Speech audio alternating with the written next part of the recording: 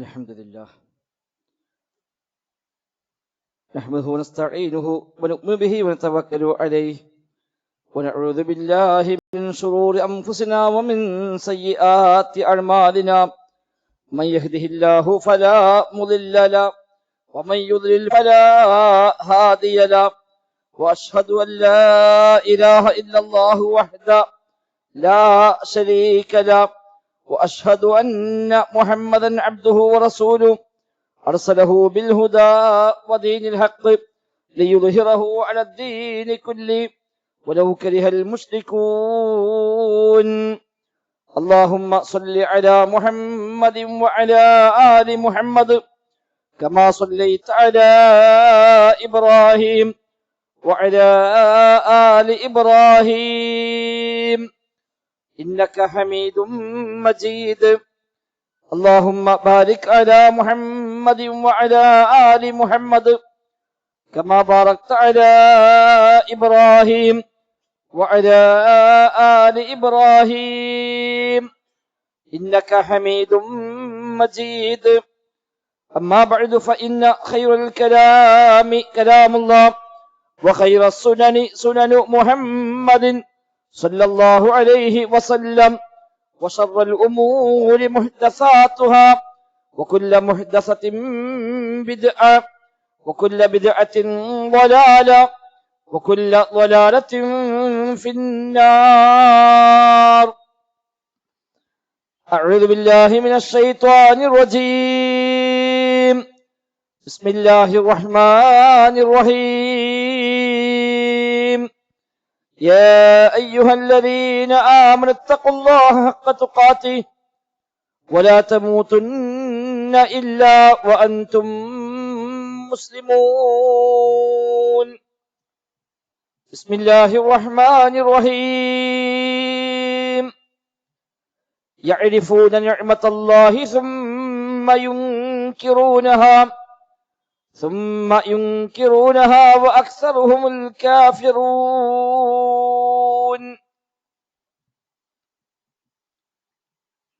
ബഹുമാന്യരായ സത്യവിശ്വാസികളെ, വിശ്വാസിനികളെ,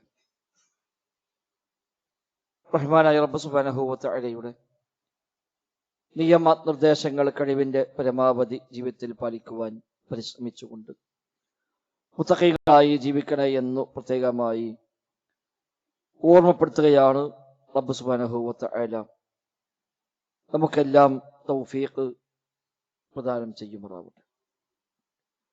ജീവിതത്തിലെ എല്ലാ മേഖലയിലും റബ്ബ് സുബ്ഹാനഹു വ തആല അവന്റെ ഖൈറും ബറക്കത്തുമെല്ലാം നമ്മിൽ ധാരാളമായി വർഷിക്കുമാറാവട്ടെ.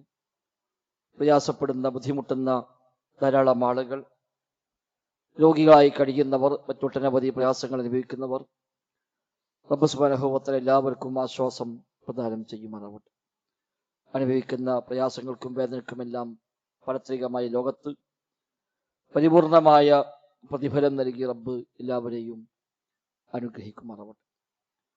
വിശുദ്ധ ഖുർആൻ സൂറത്തുൽ നഹ്ലിലെ 84-ാമത്തെ വചനമാണ് ഓതി വെച്ചത്. കഴിഞ്ഞ ഖുത്ബയിൽ നാം സൂചിപ്പിച്ചത് മറ്റുള്ള ആളുകളെ കുറിച്ച് മോശമായ വിചാരം വെച്ചു പുലർത്താൻ പാടില്ല എന്നും എല്ലാവരെയും കുറിച്ച് സൽവിചാരമാണ് വേണ്ടത് എന്ന വശമാണ് സൂചിപ്പിച്ചത്. അതിന് മറുവശമാണ്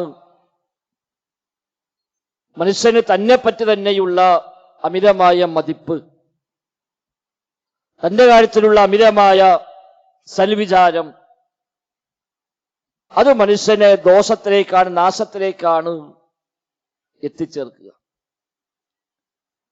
ഞാനെല്ലാം തികഞ്ഞവനാണ് എന്ന ധാരണയും,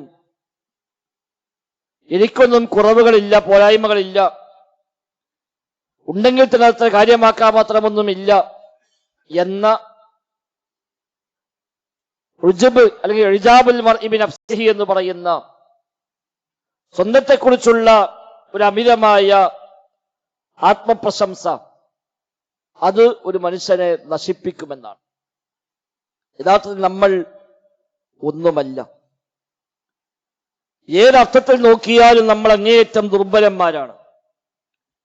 ഒന്നും ചെയ്യാൻ കഴിയാത്ത ഏറെ ദൗർബല്യങ്ങൾ മാത്രം നിറഞ്ഞ ഒന്നുമല്ലാത്ത സാധുക്കളാണ് മനുഷ്യരായ നമ്മളെല്ലാവരും തന്നെ. അല്ലാഹു തആല മനുഷ്യരെ പറ്റി സൂറത്ത് ഫാത്തിറിൽ പ്രയോഗിച്ചത് ഫഖീർ എന്ന പ്രയോഗമാണ്. യാ അയ്യുഹന്നാസ് അൻതുമുൽ ഫുഖറാഉ ഇലല്ലാഹ്, മനുഷ്യരെ നിങ്ങളെല്ലാം ഫഖീറുമാരാണ്. എത്ര വലിയ സമ്പന്നനാണെങ്കിലും ശരി, അവനൊക്കെ ഫഖീറാണ്. ഒരു ഫഖീറിന് അഹങ്കരിക്കാൻ വകയില്ലല്ലോ. ഒരു ഫഖീറിന് തന്റെ വലിപ്പത്തരം കാണിക്കാൻ, തന്റെ മേന്മ കാണിക്കാൻ എന്താണ് അയാൾക്കുള്ളത്? ഏത് രംഗത്ത് നമ്മൾ ഫഖീറാണ്. സാമ്പത്തിക വിഷയത്തിൽ മാത്രമല്ല, അറിവിന്റെ കാര്യത്തിൽ, അതേപോലെ ആരോഗ്യത്തിന്റെ കാര്യത്തിൽ, സ്ഥാനമാനങ്ങളുടെ കാര്യത്തിൽ എല്ലാം നമ്മൾ ഫഖീറാണ്. അൻതുമുൽ ഫുഖറാഉ ഇലല്ലാഹ്, നിങ്ങളൊക്കെ പടച്ച റബ്ബിനെ ആശ്രയിക്കുന്നവരാണ്, ഫഖീറുമാരാണ്. അല്ലാഹുവാണ് ഗനിയ്യ്, അവനാണ് ധന്യൻ. അല്ലാഹുവിന്റെ നാമമാണ് ഗനിയ്യ് എന്നുള്ളത്. പടച്ച റബ്ബ് ഗനിയ്യാണ്, അവൻ മാത്രമാണ് യഥാർത്ഥ ഗനിയ്യ്. ഈ യാഥാർത്ഥ്യത്തിന് നേരെ വിരുദ്ധമാണ് ഒരു മനുഷ്യന് നേടുന്ന ഏതെങ്കിലും നേട്ടങ്ങളെ പേരിൽ അവൻ അവനെപ്പറ്റി തന്നെ വലിയ കാര്യമായി വിചാരിക്കുകയും ഞാനൊക്കെ എന്തോ സംഭവമാണ് എന്ന ആ നാട്യങ്ങളും ജാടകളും കൊണ്ടിറക്കുകയും ചെയ്യുക എന്നത് ഒരു മനുഷ്യന്റെ ഇഹവും പരവും നഷ്ടപ്പെടാൻ നിമിത്തമാകുന്ന കാര്യമായാണ് പ്രമാണങ്ങൾ പരിചയപ്പെടുത്തിയത്. വിശുദ്ധ ഖുർആനിൽ ഒരുപാട് സ്ഥലത്ത് അല്ലാഹു ആവർത്തിച്ചു പറഞ്ഞ കാര്യമാണ് മനുഷ്യന്റെ തുടക്കത്തെ പറ്റി. അവന്റെ തുടക്കം എന്തായിരുന്നു? ഒന്നുമല്ലാത്ത സാഹചര്യം. ഹലത്താ അലൽ ഇൻസാൻ ഹീനും മിനദ്ദഹർ ലം യകുൻ ശൈഅൻ മദ്കൂറ, പടയപ്പെടാവുന്ന ഒന്നുമല്ലാത്ത ഒരു കാലഘട്ടം മനുഷ്യനിക്ക് കഴിഞ്ഞു പോയിട്ടില്ലേ എന്നുള്ള ചോദിക്കുന്നുണ്ട്. ഇന്ന് നമുക്കൊരു അഡ്രസ് ഉണ്ട്. ആ അഡ്രസ് ഇല്ലാത്ത, നമ്മുടെ ഇതേ പേരിൽ ഇതേ അഡ്രസ്സിൽ നാം ജനിക്കും മുമ്പ് നമ്മളെ വീട്ടിൽ കത്ത് വന്നാൽ ആ കത്ത് മടങ്ങിപ്പോകും. അങ്ങനെ ആളില്ല എന്ന് പറഞ്ഞിട്ട് അഡ്രസ് ഇല്ലാത്ത ഒരു കാലം കഴിഞ്ഞു പോയി. പിന്നീട് ഇന്നാ ഖലഖൽ ഇൻസാന മിൻ നുത്ഫത്തിൻ അംശാജ് നബ്തലീഹി ഫജഅൽനാഹു സമീഅൻ ബസീറ, ഒന്നുമല്ലാത്തൊരു ഇന്ദ്രിയത്തുള്ളിൽ നിന്നാണ്, കണ്ടാൽ അറക്കുന്ന വെറുക്കുന്ന ഒരു ഇന്ദ്രിയത്തുള്ളിൽ നിന്നാണ് മനുഷ്യനെ അല്ലാഹു തആല സൃഷ്ടിച്ചത്. ഇവിടെ തുടക്കം അതാണ്. അത്തരം ഒരു അവസ്ഥയിൽ നിന്ന് ഉണ്ടായി വന്ന് ഒന്നുമല്ലാത്ത അവസ്ഥയിൽ ജനിച്ചു വന്ന് അല്ലാഹു തആല ഓർമ്മപ്പെടുത്തി, വല്ലാഹു അഖ്റജകും മിൻ ബുതൂനി ഉമ്മഹാതികും, നിങ്ങളെ മാതാക്കളുടെ ഉദരങ്ങളിൽ നിന്ന് പടച്ച റബ്ബ് നിങ്ങളെ പുറത്തേക്ക് കൊണ്ടുവന്നിരിക്കുന്നു. ലാ തഅലമൂന ശൈഅ, നിങ്ങൾ യാതൊന്നും അറിയാത്തവരായ അവസ്ഥയിൽ. മറ്റേതു ജീവികളും ജനിച്ചു വരുമ്പോൾ ചില അറിവുകൾ അവക്കുണ്ട്. മനുഷ്യൻ ജനിച്ചു വരുമ്പോൾ ഒരറിവുമില്ല, ഒന്നും അറിയാത്ത അവസ്ഥയിലാണ്. ലാ തഅലമൂന ശൈഅ, ശൈഅ എന്ന പദം ഈ രൂപത്തിൽ ഉപയോഗിച്ച അതിനർത്ഥം ഒന്നുമില്ല, യാതൊന്നുമില്ല എന്നർത്ഥമാണ്. അതിനാണ് ശൈഅൻ എന്ന പ്രയോഗം പ്രയോഗിച്ചത്. ഒന്നും അറിയാത്ത, ഒരു അക്ഷരം പോലും അറിയാത്ത, ഒന്നും പറയാൻ കഴിയാത്ത, എന്തെങ്കിലും ഒരു ഇൽമ് അവനുണ്ടെന്ന് പറയാൻ ഒന്നുമില്ലാത്ത വട്ടപൂജമായി കൊണ്ട് ഈ ഭൂമിയിലേക്ക് ജനിച്ചു വന്നവരാണ് നമ്മളെല്ലാവരും. എന്നിട്ട് പിന്നെ അഹങ്കാരത്തിന്റെ കൊടുമുടിയിൽ കയറി ഞാനൊക്കെ എന്തോ വലിയ സംഭവമാണ് എന്ന തോന്നലുണ്ടെങ്കിൽ അത് എല്ലാം നശിപ്പിക്കും. ദുനിയാവും നഷ്ടപ്പെടും, പരലോകം നഷ്ടപ്പെടും. അതുകൊണ്ട് അഹങ്കാരമുള്ളവന് സ്വർഗമില്ല എന്ന് എത്ര വചനങ്ങളിലാണ് അല്ലാഹു മുസ്ലിം പഠിപ്പിച്ചത്. കിബർ, അഹങ്കാരം എന്നത്. അതുകൊണ്ട് ഇജാബ്, നമ്മളെ പറ്റി ഒരു മേന്മ നടിക്കുക എന്നുള്ളത് അത് നല്ല ശീലമല്ല. പല കാരണങ്ങളാൽ ആ സ്വഭാവം ഉണ്ടായി വരും. അതിനുള്ള ചില പ്രതിവിധികളും പ്രമാണങ്ങൾ പരിചയപ്പെടുത്തുന്നുണ്ട്. ഒന്ന്, ഇതിനെയാണ് മനുഷ്യന്റെ തുടക്കം മറക്കുക എന്നാണ്. എവിടുന്ന് വന്നു എന്ന് മറക്കുക, തന്റെ കഴിഞ്ഞ കാലം എന്തായിരുന്നു എന്ന് മറക്കുക. അതുകൊണ്ട് മറക്കാതിരിക്കാനാണ് പടച്ച വിശുദ്ധ ഖുർആനിൽ പല തവണകളായി വ്യത്യസ്തമായ ശൈലികളിൽ മനുഷ്യനെ ഓർമ്മിപ്പിച്ചുകൊണ്ടിരിക്കുന്നത്. നീ ഇങ്ങനെ ആയിരുന്നില്ലേ, ഇതിന്റെ തുടക്കമില്ലല്ലേ, നിന്നെ സൃഷ്ടിച്ച ഇങ്ങനെയല്ലേ എന്ന ആ തുടക്കത്തെ പറ്റി ധാരാളം വചനങ്ങൾ പടച്ച റബ്ബ് നമ്മെ ഓർമ്മപ്പെടുത്തുന്നുണ്ട്. ആ ഓർമ്മയുണ്ടാവൽ അഹങ്കാരമില്ലാതിരിക്കാൻ. നമ്മളുടെ ചില ആളുകളൊക്കെ വലിയ അഹങ്കാരമാണ്. നമ്മൾ പറയും ഓന്റെ വർത്താനം കേട്ടാൽ ഓനൊക്കെ പണ്ട് എന്തായിരുന്നു, നമുക്കറിയില്ലേ ഓനെ പറ്റി. നമുക്കറിയാം ഓന് പണ്ട് എന്റെ വീട്ടിൽ പണിയെടുത്ത ആളായിരുന്നു, ഞാനാണ് അവൻ അന്ന് സഹായിച്ചത്, ഞാനാണ് ഗൾഫിലേക്ക് പോകാൻ പണം കൊടുത്തത്. ഇപ്പൊ കണ്ട ഓനക്ക് വലിയ ഒരു ധിക്കാരിയായി മാറി നമ്മൾ പറയാറില്ലേ? എങ്കിൽ പടച്ചറബ് പറയാ, എന്തുണ്ട് മനുഷ്യ അഹങ്കരിക്കാൻ എന്റെ കയ്യിലുള്ളത്? എന്താ ഉള്ളത്? ഒന്നുമില്ല. നിന്നെ ഒന്നും അറിയാത്ത അവസ്ഥയിൽ ഈ ഭൂമിയിലേക്ക് വന്ന നീ, അതും തന്നെ പരസ്പരം കൂടിക്കിടന്ന ഒരു ഇന്ദ്രിയ തുള്ളിയിൽ നിന്ന് പടച്ചറബ് നിന്നെ സൃഷ്ടിച്ചു കൊണ്ടുവന്നു. ഉമ്മാന്റെ ഗർഭാശയത്തിൽ 10 മാസം കടന്നു. പുറത്തേക്ക് വരുമ്പോൾ ഒന്നും അറിയാത്ത അവസ്ഥയിൽ വന്നു. എന്നിട്ട് അവർക്ക് അല്ലാഹു തആല എല്ലാം നൽകി. അവന്റെ കണ്ണും കാതും എല്ലാം പടച്ചറബിന്റെ ഔദാര്യമായി അവന്റെ കണ്ണും കാതും ചിന്ത പോലും പടച്ചറബ് നൽകി. എന്തിന്? ലഅല്ലക്കും തശ്കുറൂൻ, ശുക്റുള്ളവരായി നന്ദിയുള്ളവരായി മാറാൻ വേണ്ടി എന്നാണ്. എത്ര വചനങ്ങളിൽ അല്ലാഹു സുബ്ഹാനഹു വ തആല ആവർത്തിച്ച് ചോദിച്ച് ഓർമ്മപ്പെടുത്തി, നിനക്കുള്ള എല്ലാം അതെല്ലാം പടച്ചറബിന്റെ ഔദാര്യമാണ് എന്ന്. അതുകൊണ്ട് വന്ന വഴി മറക്കാതിരിക്കുക, അതാണ് പരിഹാരം. രണ്ടാമത്, ആളുകൾ ഒരു വല്ല നിഅമത്തും കിട്ടിയാൽ ആ നിഅമത്തിനെ കേന്ദ്രീകരിക്കുന്നു, തന്നവനെ വിസ്മരിക്കുന്നു. ആ നിഅമത്ത് പടച്ചറബിന്റെ ഔദാര്യമാണ്, അവന്റെ വകയാണ് എന്ന ആ യാഥാർത്ഥ്യം മറക്കുകയും ഈ നിഅമത്തിനെ കേന്ദ്രീകരിക്കുകയും അതിലേക്ക് അഹങ്കരിക്കാൻ വകയുള്ളതാണ് എന്ന ധാരണ അവനെ ഇത്തരം കിബറിലേക്ക്, ഇത്തരം ഉജ്ബിലേക്ക് അവനെ കൊണ്ടെത്തിക്കുകയും ചെയ്യുന്നു.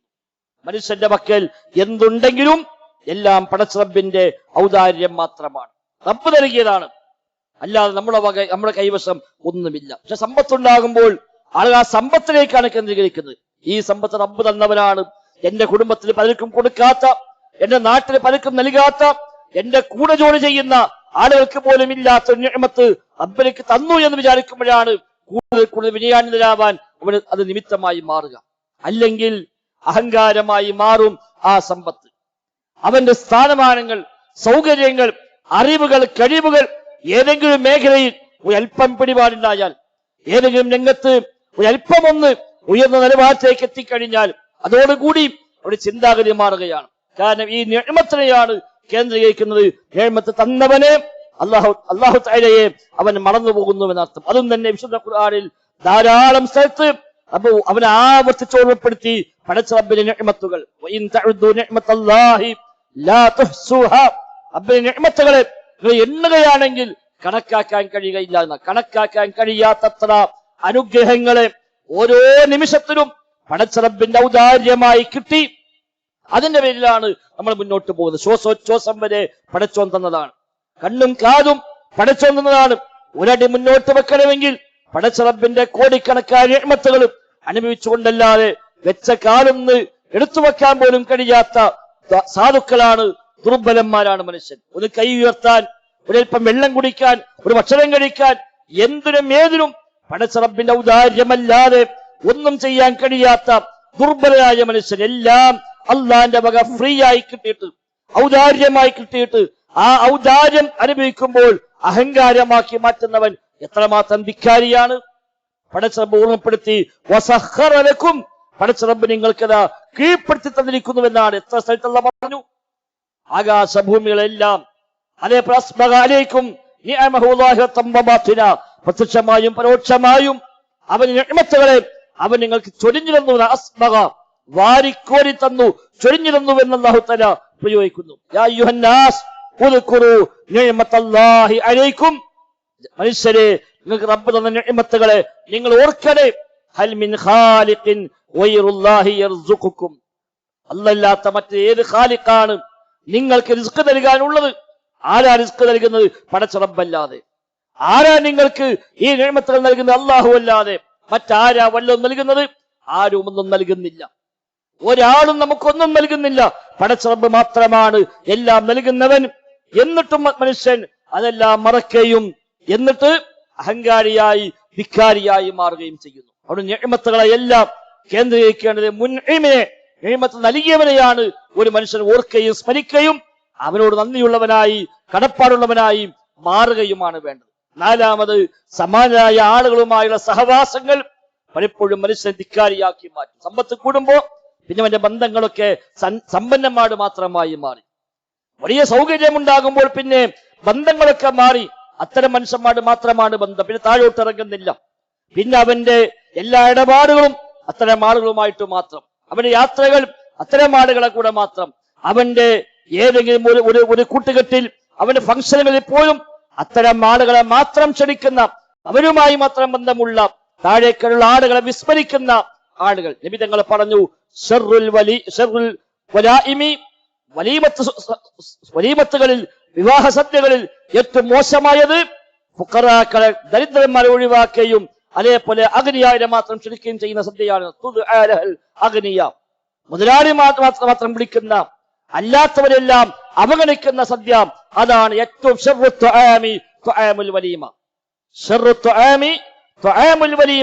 ഏറ്റവും മോശമായ ഭക്ഷണം വലീമത്തിന്റെ ഭക്ഷണമാണ്. എങ്ങനെയാണെങ്കിൽ മുതലാളിമാരെ മാത്രം വിളിക്കുക, സാധാരണക്കാർക്ക് പ്രവേശനമില്ല, സാധാരണക്കാർക്ക് അവിടെ പരിഗണനയില്ല, അവരൊക്കെ അവഗണിച്ചു വിട്ടു. മുതലാളി മാത്രം വിളിക്കുന്ന എത്രയോ സംഭവങ്ങൾ അങ്ങനെയുണ്ട്. ഏതു രംഗത്തും അത്തരം ആളുകളുമായി മാത്രം ഇടപെടുന്ന ആളുകൾ. വലിയ വലിയ വാഹനങ്ങളിൽ യാത്ര ചെയ്യുമ്പോൾ അത്തരം ആളുകളോടല്ലാതെ അവൻ ഇടപെടലില്ല. സാധാരണമായി ഇടപെടാൻ അവൻ പാകപ്പെടുന്ന കാര്യമാണ് പറയപ്പെടുന്നതിന് അവൻ നിമിത്തമാക്കി മാറ്റുക. ആരുമായി സഹവസിക്കുന്നുവോ അതിന് സ്വാധീനം മനുഷ്യർക്ക് ഉണ്ടാവും. നല്ല മനുഷ്യമായി സഹവസിച്ചാൽ ആ നന്മ നമുക്ക് കിട്ടും. വിനയാന്യതരുമായി സഹവസിച്ചാൽ ആ വിനയം നമുക്കും ശീലമായി മാറും. നബി തങ്ങളുടെ രീതി അതായിരുന്നു. നബി തങ്ങൾ മിസ്കീന്മാരുമായി വലിയ ബന്ധമായി. നബിയുടെ പ്രാർത്ഥന പോലും അതായിരുന്നു. അല്ലാഹുവേ,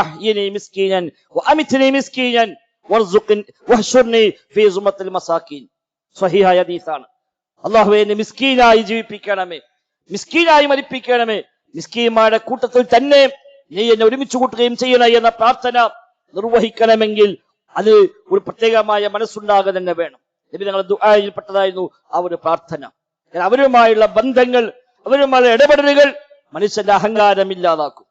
അവന്റെ ഗർവ്, അവന്റെ കിബറ് അതില്ലാതാവാൻ താഴേക്കുള്ള ആളുകളുമായുള്ള സഹവാസം എപ്പോഴും നിമിത്തമാണ്. നബി തങ്ങൾ ഏതു സാധാരണക്കാരന്റെ കൂടെയും പോകുമായിരുന്നു. ഏതു സാധാരണക്കാരൻ ക്ഷണിച്ചാലും അവരെ വീട്ടിൽ ചെല്ലുമായിരുന്നു. ഗ്രാമീണരായ ആളുകൾ, അയറാബികൾ, നമ്മൾ ഇന്ന് പറയുന്ന ബദുക്കൽ, അവർ വരെ മദീനയിൽ വന്ന് നബിയുടെ കയ്യും പിടിച്ചിറങ്ങിപ്പോകുമായിരുന്നുവെന്ന് സഹാബിമാര് പറയാണ്. കയ്യും പിടിച്ചിറങ്ങിപ്പോകും. അവർക്ക് പറയാനുള്ളത് മുഴുവൻ പറഞ്ഞു തീരുവോളം നബി തങ്ങൾ സമയം നൽകും, കേൾക്കാൻ തയ്യാറാകും. നബി തങ്ങൾ ഏതിലേക്ക് വിളിച്ചാലും ചെല്ലും. ആര് ക്ഷണിച്ചാലും അവന്റെ വീട്ടിലുള്ളത് പച്ചവെള്ളവും കാരക്കയുമാണെങ്കിൽ അതിലേക്ക് ക്ഷണിച്ചാൽ പോലും ആ ക്ഷണം സ്വീകരിക്കാൻ നബിക്ക് പ്രയാസം ഉണ്ടായിരുന്നില്ല. ഞാൻ നബിയാണല്ലോ, അതുകൊണ്ട് ഇങ്ങനത്തെ വീട്ടിൽ ഞാനില്ല, ഈ വക ആളുകൾക്ക് ഞാനില്ല എന്ന് പറഞ്ഞ് ഒരു ഹയർ ലെവലിലെ കൂടെ മാത്രം പോകുന്ന രീതി ആയിരുന്നില്ല നബി തങ്ങളുടെ രീതി.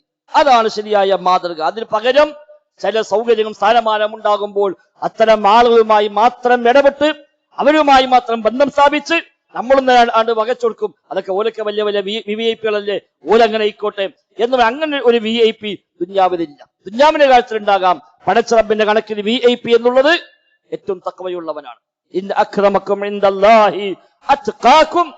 പടച്ച റബ്ബിന്റെ പക്കൽ ഏറ്റവും വലിയ കറാമത്തുള്ളവൻ, ഏറ്റവും വലിയ അംഗീകാരമുള്ളവൻ അത്ഖാക്കും, നിങ്ങൾ ഏറ്റവും വലിയ തഖ്വയുള്ളവരാണെന്ന് വിശുദ്ധ ഖുർആൻ പഠിപ്പിക്കുന്നു. തഖ്വ കൊണ്ടാണ് റബ്ബിനടുക്ക് സ്ഥാനം കൂടുക. സമ്പത്തുണ്ടായാൽ സ്ഥാനം കൂടുകയില്ല.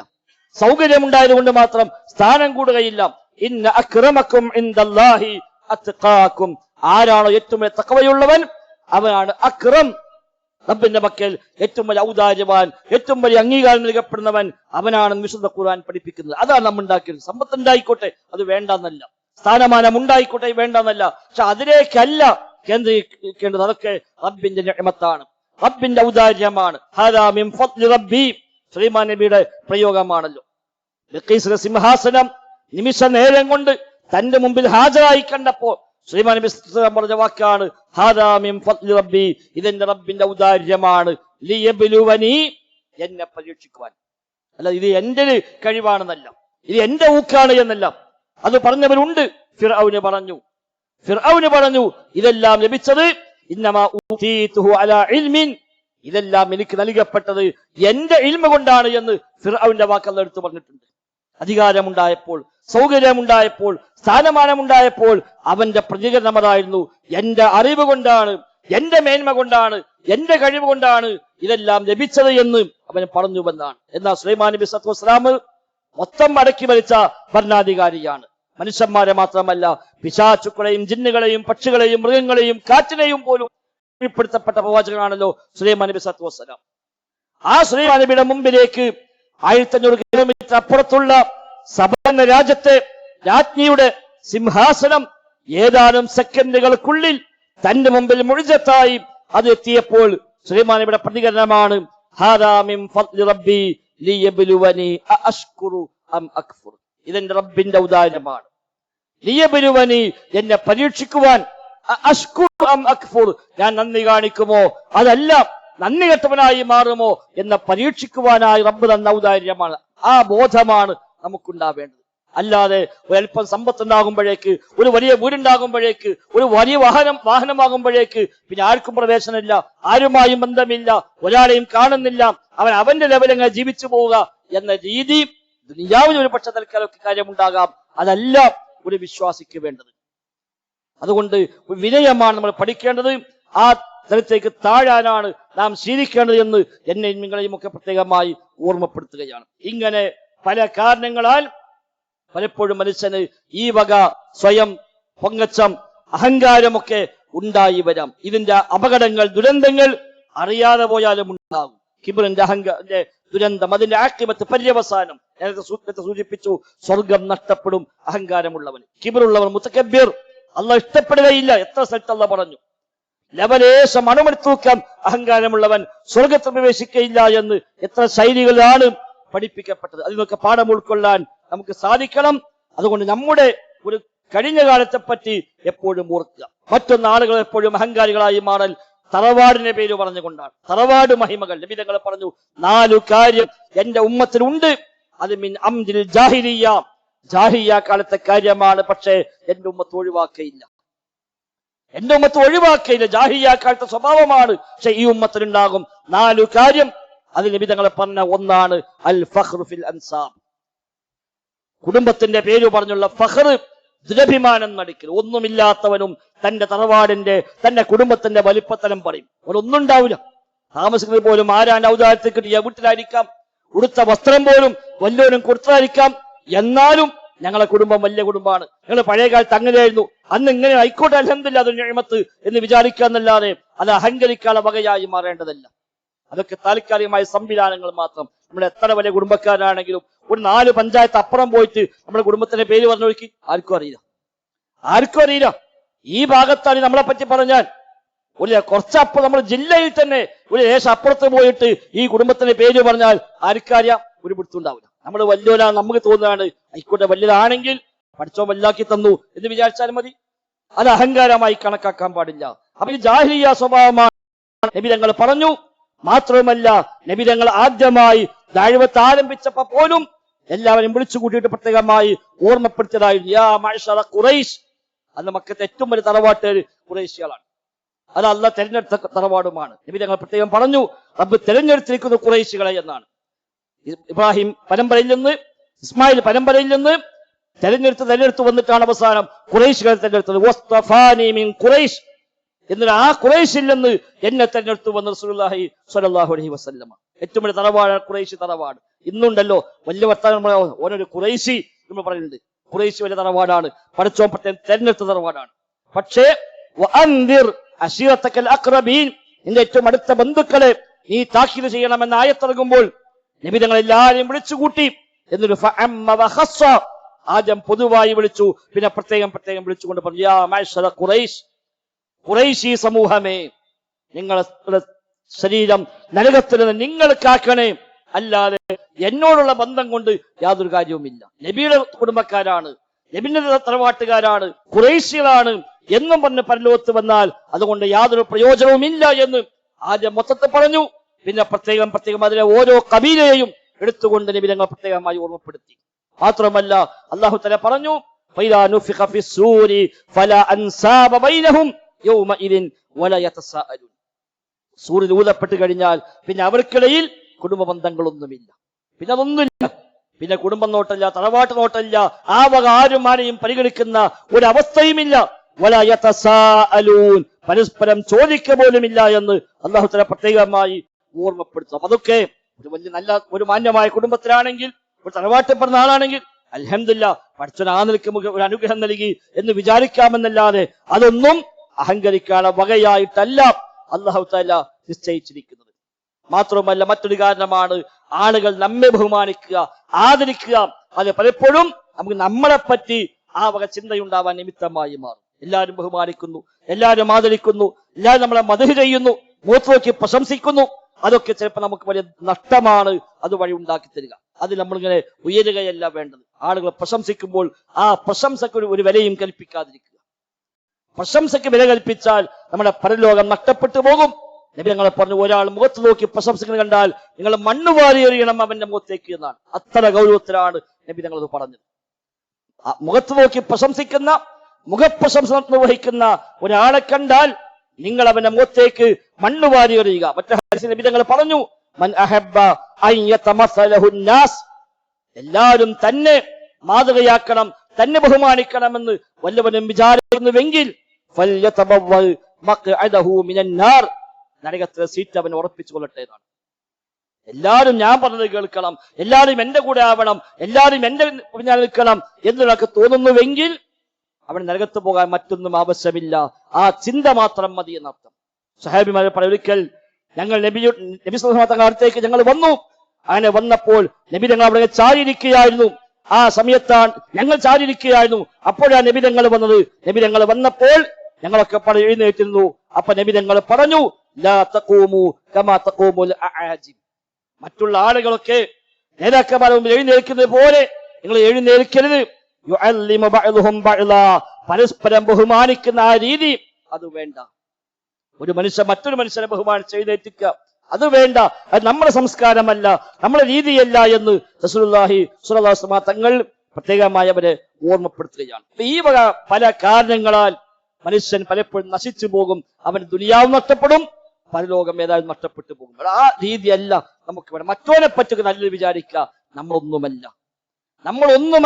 യഥാർത്ഥത്തിൽ നമ്മളെപ്പറ്റി ശരിയാവണ്ണം ഒന്ന് വിലയിരുത്തിയാൽ നമ്മളൊക്കെ വളരെ മോശമാണ്, ഒന്നുമല്ല. എന്താ നമ്മളത്തിൽ ഒന്നുമില്ല, ദീനിയായിട്ട് വളരെ മോശമാണ്, ഇബാദത്തുകൾ കുറവാണ്, അറിവുകൾ കുറവാണ്, തഖ്വ കുറവാണ്, കാര്യമായി ഒന്നുമില്ലാത്ത സാഹചര്യം. നമുക്ക് ദീനിൽ നമ്മളെക്കാൾ മേലുള്ള ആളെ നോക്കാനാ പറഞ്ഞത്.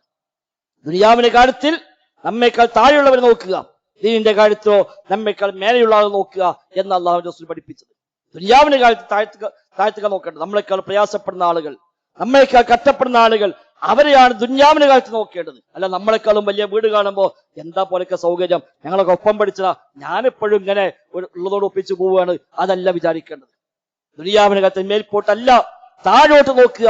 ഒന്നുമല്ലാത്തവരുണ്ട്, ഇപ്പോഴും വീടില്ലാത്തവരുണ്ട്, രോഗികളായി കഴിയുന്നവരുണ്ട്, പട്ടിണി കിടക്കുന്ന മനുഷ്യന്മാരുണ്ട്, മര്യാദക്ക് വസ്ത്രം കൊടുക്കാൻ കഴിയാത്ത ആളുകളുണ്ട്, ഒരുപാട് വിഷമങ്ങളും പ്രയാസങ്ങളുമായി നരകിച്ച് ജീവിക്കുന്ന മനുഷ്യന്മാർ നമ്മുടെ ചുറ്റുപാടിലുമുണ്ട്, കുടുംബത്തിലുണ്ട്, സഹപാഠികളിലുണ്ട്, നമുക്ക് പരിചയമുള്ള മനുഷ്യന്മാരുണ്ട്, അല്ലാത്തവരുണ്ട്.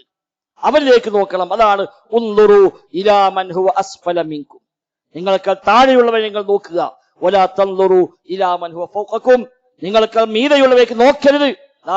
ദാലിക അജ്ദറു അല്ലാ തസ്ദറു നിഅമത്തല്ലാഹി അലൈക്കും, റബ്ബ് തന്ന നിഅമത്തിനെ ചെറുതായി കാണാതിരിക്കാൻ അതാണ് ഏറ്റവും നല്ലത് എന്നാണ്. മേൽപോട്ട് നോക്കിയാലോ കിട്ടിയ നിഅമത്തൊന്നും ഒന്നുമല്ല എന്ന് തോന്നും. അവർക്കൊക്കെ വലിയ സുഖം, അവർക്ക് വാഹനമുണ്ട്, അവർക്ക് വീടുണ്ട്, അവർക്ക് സമ്പത്തുണ്ട്, സൗകര്യമുണ്ട്, വലിയ ബാങ്ക് ബാലൻസ് ഉണ്ട്, എല്ലാ സൗകര്യമുണ്ട്, എനിക്കൊന്നുമില്ല എന്ന് തോന്നും. അപ്പോൾ റബ്ബ് തന്ന കോടാനുകോടി നിഅമത്തുകളെ വിസ്മരിക്കുവാൻ, അതൊന്നും ഒന്നുമല്ലെന്ന് കാണുവാൻ, അവന് നിരാശരായി മാറുവാൻ അത് നിമിത്തമായി മാറും. അതുകൊണ്ട് ദുനിയാവിന്റെ കാര്യത്തിൽ നമ്മേക്കാൾ പ്രയാസപ്പെടുന്ന ആളുകൾ നോക്കുക, അല്ല ദീനിന്റെ കാര്യത്തിലോ നമ്മേക്കാൾ മീതിയുള്ളവർ നോക്കുക. അവിടെ ഞാൻ ഉഷാറാന്നല്ല വിചാരിക്കേണ്ടത്. ഓലൊക്കെ എത്രയാണ് അവർക്ക് നിസ്കാരം, എത്രയാണ് അവർക്ക് ഖുർആൻ ഓതുന്നത്, എപ്പോഴും പള്ളിയിലാണ്, വലിയ തഖ്വയുള്ളവരാണ്, ദീനുമായി ബന്ധപ്പെട്ട ജീവിതമാണ്, എനിക്കൊക്കെ എന്താ ഉള്ളത് എന്ന് ദീനിന്റെ കാര്യത്തിൽ തിരിച്ചാലോചിക്കുക. അപ്പൊ അവരെ മാതൃകയാക്കാൻ ശ്രമിക്കും, അവരെ പോലെ ആകാൻ ശ്രമിക്കും, നല്ല മനുഷ്യന്മാരുമായി സഹവസിക്കാൻ, റബ്ബിനെ സ്മരിക്കുന്ന, ഓർക്കുന്ന, ഈമാനും തഖ്വയും തൗഹീദുമുള്ള മനുഷ്യന്മാരുടെ സഹവാസമാണ് നമുക്ക് അവിടെയെല്ലാം ആവശ്യം. ആ നിലക്കുള്ള ഒരു മാറ്റത്തിന് ഞാൻ നിങ്ങൾ നമുക്ക് തയ്യാറാവുക. റബ്ബ് സുബ്ഹാനഹു വ തആല തൗഫീഖ് പ്രദാനം ചെയ്യുമാറാവട്ടെ.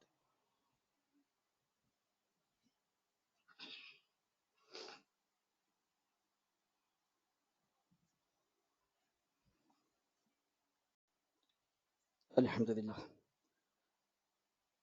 നഹ്മദുഹു വനസ്തഈനുഹു വനുഅ്മിനു ബിഹി വനതവക്കലു അലൈഹി اللهم صل على محمد وعلى آل محمد كما صليت على إبراهيم وعلى آل إبراهيم إنك حميد مجيد. സഹോദരന്മാരെ, റഹ്മാനായ റബ്ബ് സുബ്ഹാനഹു വ തആലയുടെ നിയമ നിർദ്ദേശങ്ങൾ കഴിവിന്റെ പരമാവധി ജീവിതത്തിൽ പാലിക്കുവാൻ പരിശ്രമിച്ചുകൊണ്ട് മുത്തഖീങ്ങളായി ജീവിക്കണേ എന്ന് പ്രത്യേകമായി ഓർമ്മപ്പെടുത്തുകയാണ്. റബ്ബ് സുബ്ഹാനഹു വ തആല നമുക്കെല്ലാം തൗഫീഖ് പ്രദാനം ചെയ്യുമാറാവട്ടെ. റജബ് മാസത്തിന്റെ അവസാന ദിവസങ്ങളിലാണ് നാം ഉള്ളത്. ഇസ്ലാമിൽ പവിത്രമായി പഠിപ്പിക്കപ്പെട്ട യുദ്ധം ഹറാമായ 4 മാസങ്ങളിൽ ഒന്നാണ് റജബ് മാസം. ദുൽഖഅദ, ദുൽഹിജ്ജ, മുഹറം, റജബ്. ഈ 4 മാസങ്ങളാണ് സൂറത്ത് തൗബയിൽ പറഞ്ഞ മിൻഹാ അർബഅത്തുൻ ഹുറും, 4 മാസം പവിത്രമാണ് എന്ന് പറഞ്ഞതിൽപ്പെട്ട ഒരു മാസം റജബ് മാസമാണ്. പക്ഷെ റജബ് മാസവുമായി ബന്ധപ്പെട്ട് നൂറ്റാണ്ടുകളായി ലോകത്ത് ധാരാളം അന്ധവിശ്വാസങ്ങളും അനാചാരങ്ങളുമെല്ലാം നിലനിൽക്കുന്നുണ്ട്. നബിതങ്ങൾ വരുന്നതിന് മുമ്പ്, നബിതങ്ങൾ ജനിക്കുന്നതിന് മുമ്പ് തന്നെ മക്കയിൽ റജബ് മാസം പ്രത്യേകമായി ശ്രദ്ധിക്കപ്പെടുന്ന മാസമായിരുന്നു. മക്കയിലെ മുദർ ഗോത്രമാണ് റജബിന്റെ ആളുകളായി അന്ന് അറിയപ്പെട്ടത്. മുദറുകാർ റജബ് എന്നാണ് നബിതങ്ങൾ പോലും അതേപ്പറ്റി പ്രയോഗിച്ചത്. അത്രയേറെ മുദറുകാരേക്ക് ചേർത്തി പറഞ്ഞുകൊണ്ട് അത് അവരെ മാസമായിട്ടാണ് അന്ന് വിശേഷിപ്പിക്കപ്പെടാറുള്ളത്. റജബ് ആകുമ്പോഴേക്ക് തുടങ്ങും അവർ നാട്ടിൽ മുഴുവൻ ഒരു ആഘോഷ പ്രതീതി. റജബ് എന്തോ പ്രത്യേകമായ ആണ്ടതിയായി കണക്കാക്കുന്ന രീതി അന്നുണ്ടായിരുന്നു. നബിതങ്ങൾ വന്നപ്പോൾ ഇസ്ലാമിക അധ്യാപന പ്രകാരം റജബിൽ യുദ്ധം ഹറാമാണ്, അക്രമങ്ങൾ പാടില്ല, ദുൽമ ചെയ്യാൻ പാടില്ല എന്ന ആ പവിത്രത അല്ലാഹു തആല പഠിപ്പിച്ചു. എന്നാൽ അതിന്റെ ഭാഗമായി പ്രത്യേകമായ ഇബാദത്തുകളോ, പ്രത്യേകമായ നിസ്കാരങ്ങളോ, പ്രത്യേകമായ നോമ്പുകളോ, പ്രത്യേകമായ വിശ്വാസങ്ങളോ ആചാരങ്ങളോ ഒന്നുമില്ല എന്ന് കണിശമായി പഠിപ്പിക്കുകയും ചെയ്തു.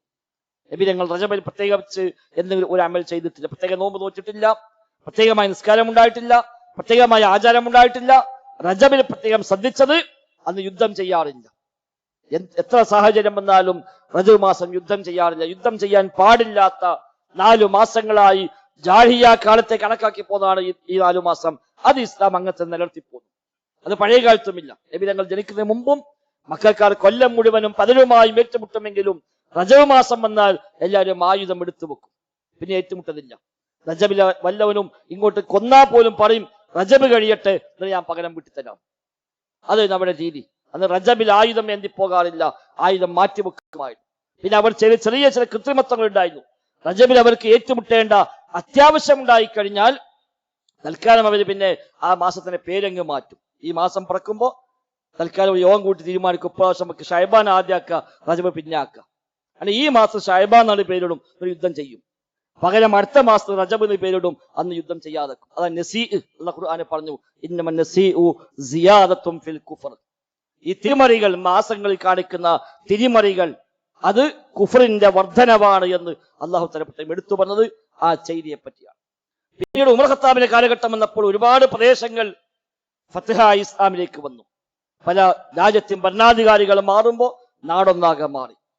തറവാട്ട് കാരണന്മാര് മാറുമ്പോ മെമ്പർമാരൊന്നാകെ മാറി. അങ്ങനെ ധാരാളം ആൾ ഇസ്ലാമിലേക്ക് വന്നു. അറബികൾ മാത്രമല്ല, മറ്റു ദേശങ്ങളിലേക്ക് കൂടി ഇസ്ലാം വ്യാപിച്ചു.